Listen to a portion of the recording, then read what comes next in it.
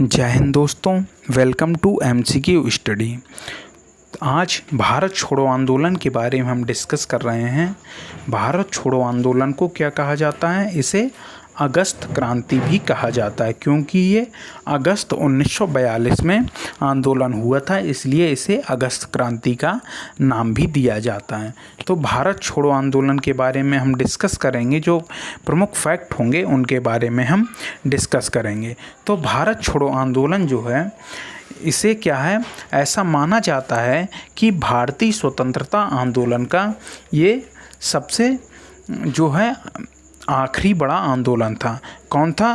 भारत छोड़ो आंदोलन भारतीय स्वतंत्रता संग्राम का आखिरी सबसे बड़ा आंदोलन माना जाता है इसे, जिसमें सभी भारतवासियों ने एक साथ बड़े स्तर पर भाग लिया और कई जगह समानांतर सरकारें भी बनाई गईं। इसके बारे में भी हम आपसे आगे डिस्कस करेंगे।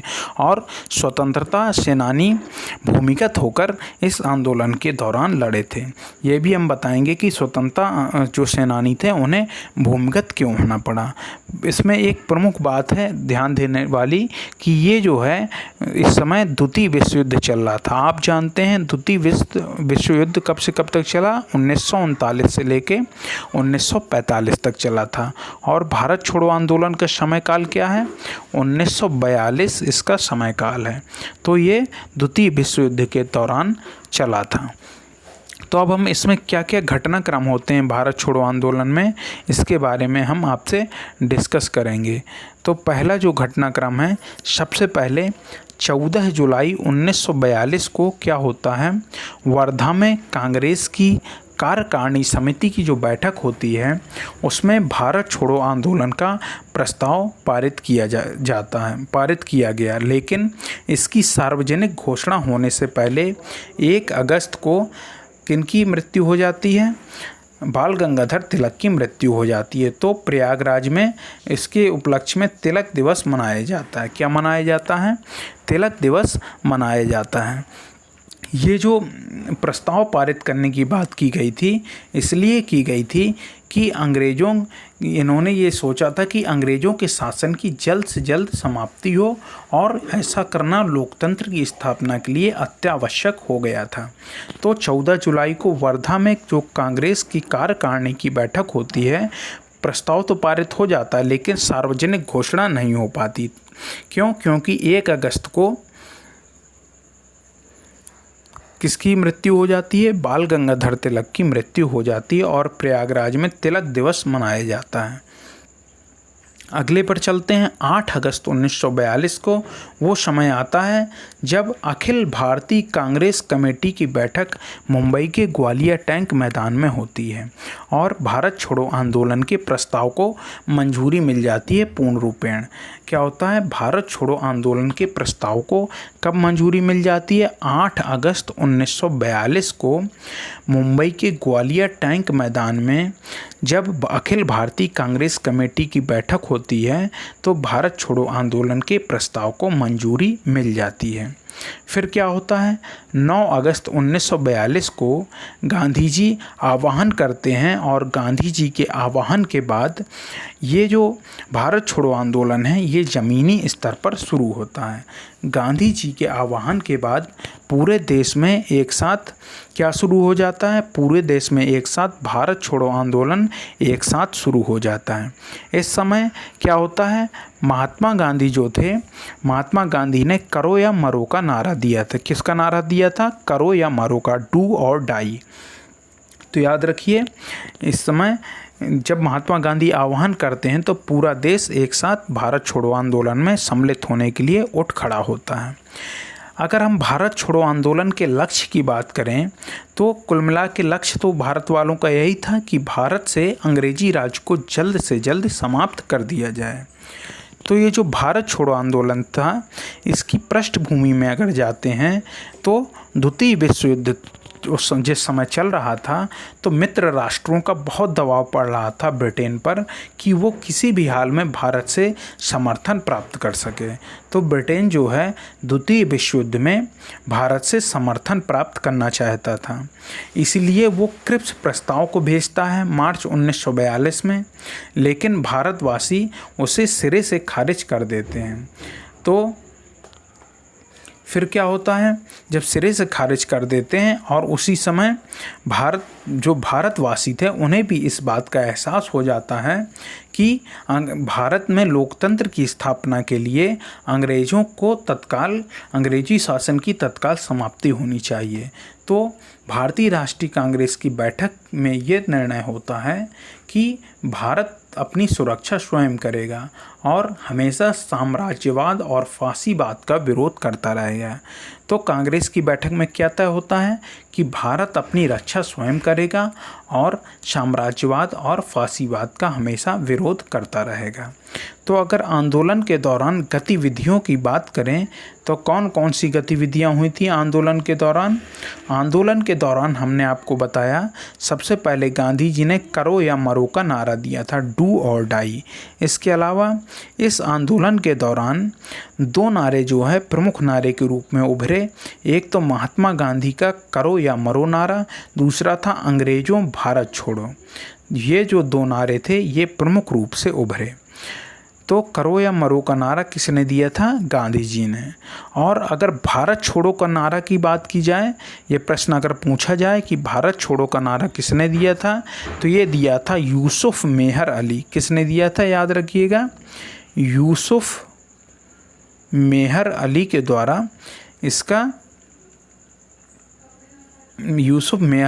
द्वारा ये नारा दिया जाता है। नेक्स्ट पर चलते हैं, आगे देखते हैं क्या होता है। फिर जब ये शुरू हो जाता है 9 अगस्त 1942 को ज़मीनी स्तर पर भारत छोड़ो आंदोलन, तो ब्रिटिश सरकार क्या करती है कि ब्रिटिश सरकार रात 12 बजे एक ऑपरेशन लॉन्च करती है, ऑपरेशन जीरो आवर। क्या नाम था? ऑपरेशन जीरो आवर लॉन्च करती है। इसके तहत क्या करती है कि जो भारत के प्रमुख नेता थे उन सभी को गिरफ्तार करके क्या क्या कर लिया जाता है? कैद कर लिया जाता है। जैसे गांधी जी, पंडित जवाहरलाल नेहरू, सरदार पटेल, सरोजनी नायडू, इन सबको गिरफ्तार करके जेल में बंद कर लिया जाता है। तो गांधी जी को भारत छोड़ो आंदोलन के समय जब गिरफ्तार किया गया था तो कौन सी जेल में ले जाया गया था? आगा खां पैलेस जेल में ले जाया गया था। कब ले जाया गया था? 10 अगस्त 1942 को। और 15 अगस्त 1942 को गांधी जी के जो निजी सचिव थे महादेव भाई देसाई, उनका निधन हो जाता है हृदयाघात से। और फिर इसी जेल में रहने के दौरान ही 22 फरवरी 1944 को महात्मा गांधी की पत्नी कस्तूरबा का निधन भी हो जाता है।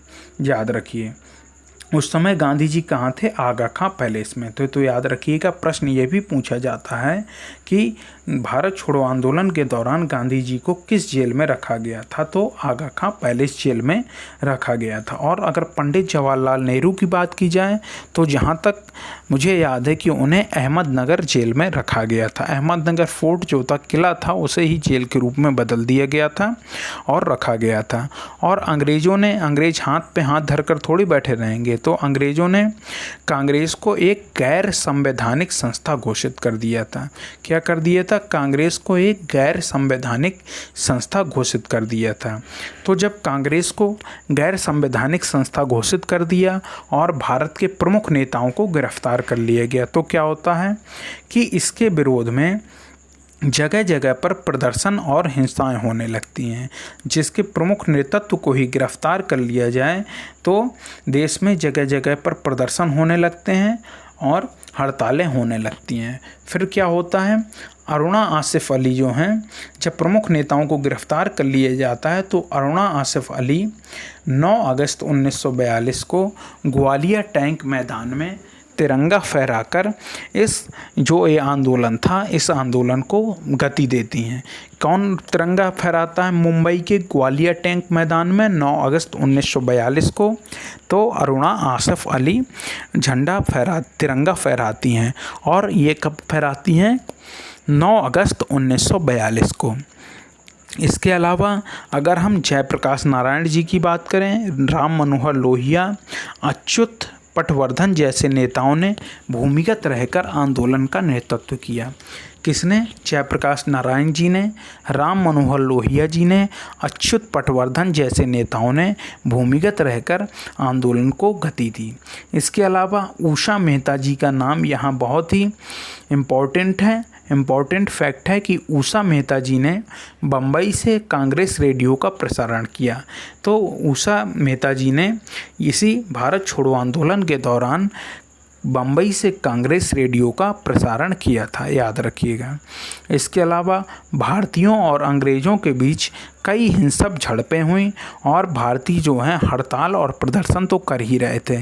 इसके अलावा जब सब्र टूट जाता होगा तो भारतीय और अंग्रेज़ों के बीच हिंसक झड़पें भी देखने को मिली।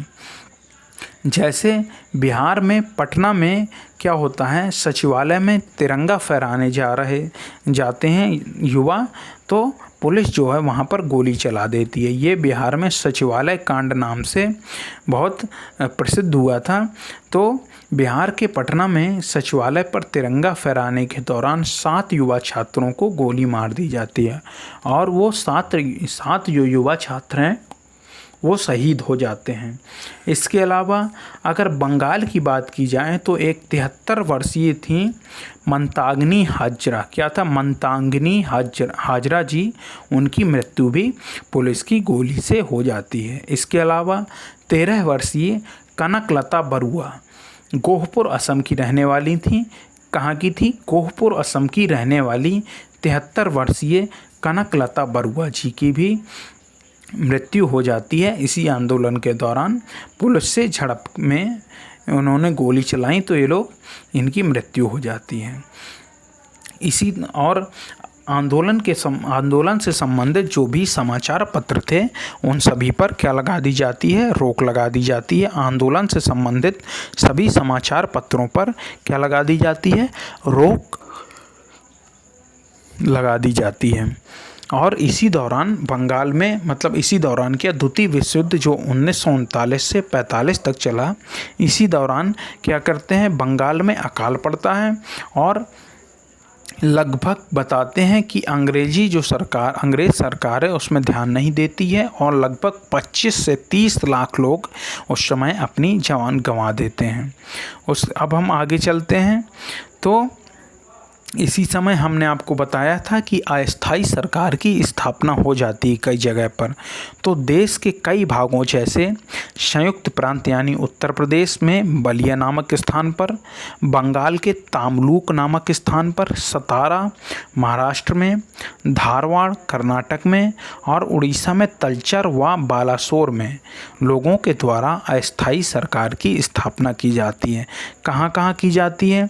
देश के विभिन्न भागों जैसे उत्तर प्रदेश में बलिया, बंगाल में तामलुक, महाराष्ट्र में सतारा, कर्नाटक में धारवाड़ और उड़ीसा में तलचर व बालासोर में लोगों द्वारा अस्थायी सरकार की स्थापना की जाती है।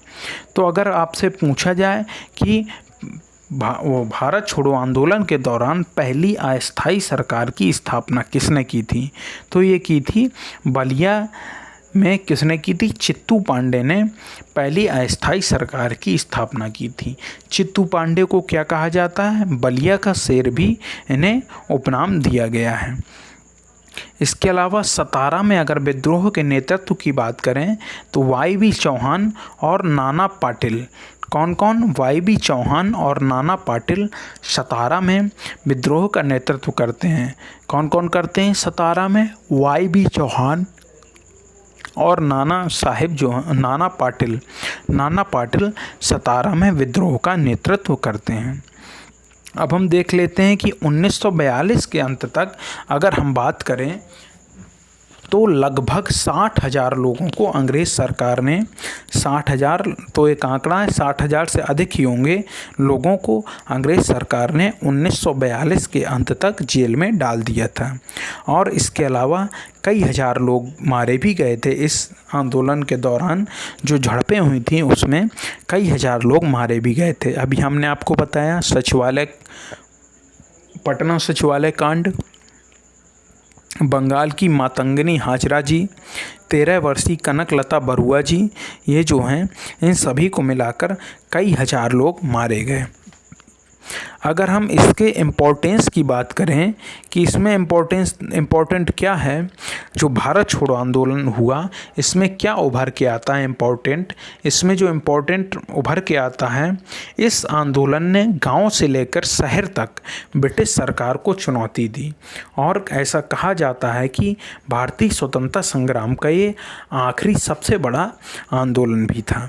तो इस आंदोलन ने गांव से लेकर शहर तक ब्रिटिश सरकार को चुनौती दी। ऐसा नहीं कह सकते हैं कि ये आंदोलन केवल गांव में था या केवल शहर में था, ऐसा कुछ नहीं है। गांव से लेकर शहर तक ब्रिटिश सरकार को इस आंदोलन के दौरान चुनौती दी गई और इस आंदोलन में महिलाओं ने बढ़ चढ़कर हिस्सा लिया। महिलाएं पहले आंदोलनों में कम हिस्सा लेती थीं, लेकिन इस भारत छोड़ो आंदोलन में महिलाओं ने बढ़ चढ़कर हिस्सा लिया और इस आंदोलन में जनता ने नेतृत्व अपने हाथों में ले लिया था।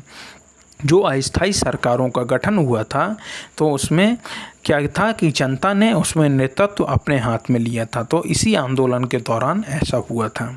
इसके अलावा एक फैक्ट और जो इम्पोर्टेंट ध्यान रखने लायक है भारत छोड़ो आंदोलन के समय का, तो ये है कि कम्युनिस्ट पार्टी यानी कम्युनिस्ट पार्टी ऑफ इंडिया और मुस्लिम लीग ने इसमें भागीदारी नहीं की थी, यानी ये लोग इस भारत छोड़ो आंदोलन से पूरी तरह दूर थे। तो दोस्तों, ये आज भारत छोड़ो आंदोलन के बारे में हमने डिस्कस किया, क्योंकि 8 अगस्त 1942 को इसको औपचारिक तौर पर इसकी घोषणा की गई थी और 9 अगस्त 1942 को ये ज़मीनी तौर पर इसकी शुरुआत हुई थी। तो आज 9 अगस्त है, इसलिए हमने आज भारत छोड़ो आंदोलन के बारे में डिस्कस किया। तो दोस्तों, अगर आपको ये वीडियो पसंद आया हो तो आप इस वीडियो को लाइक करिए, अपना कमेंट हमारे कमेंट सेक्शन में ज़रूर करिए और आप इस वीडियो को ज़्यादा से ज़्यादा शेयर करिए। और अगर आप हमारे इस YouTube चैनल पर पहली बार आए हों या आपने हमारा YouTube चैनल सब्सक्राइब ना किया हो तो आप इस YouTube चैनल को सब्सक्राइब करके हमें सपोर्ट दीजिए और हमारे इस छोटे से प्रयास में हमारे मदद कीजिए। तो दोस्तों, अब हम आपसे अपने नेक्स्ट वीडियो में मिलते हैं। जय हिंद, जय भारत।